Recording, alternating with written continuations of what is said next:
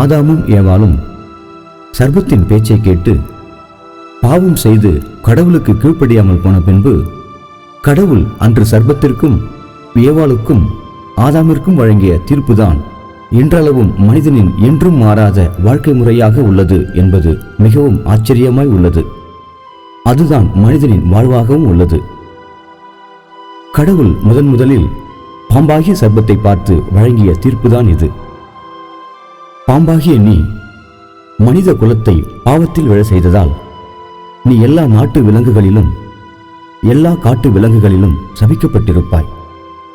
உன் வயிற்றினால் நகர்ந்து சென்று உன் வாழ்நாள் எல்லாம் மண்ணை தின்பாய். உனக்கும் பெண்ணுக்கும் உன் வித்துக்கும் அவள் வித்துக்கும் பகையை உண்டாக்குவே.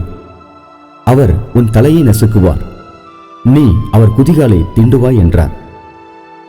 இரண்டாவதாக பெண்ணாகிய ஏவாளை பார்த்து கடவுள் வழங்கிய தீர்ப்புதான் இது. பெண்ணாகிய நீ பிள்ளை பெறும் நேரத்தில் உன் வேதனையை அதிகமாக்குவேன். மிகுந்த வேதனையோட பிள்ளையை பெறுவாய். ஆனாலும் உன் ஆசை உன் கணவனையே பற்றியிருக்கும், அவனோ உன்னை ஆண்டு கொள்ளுவான் என்றார். மூன்றாவதாக ஆணாகிய ஆதாமிடம் திரும்பி, நீ உன் மனைவியின் வார்த்தையை கேட்டு சாப்பிடக்கூடாது என்று நான் ஒதுக்கின மரத்தின் கனியை நீ சாப்பிட்டதால் உன் நிமித்தம் பூமி சபிக்கப்பட்டிருக்கும்.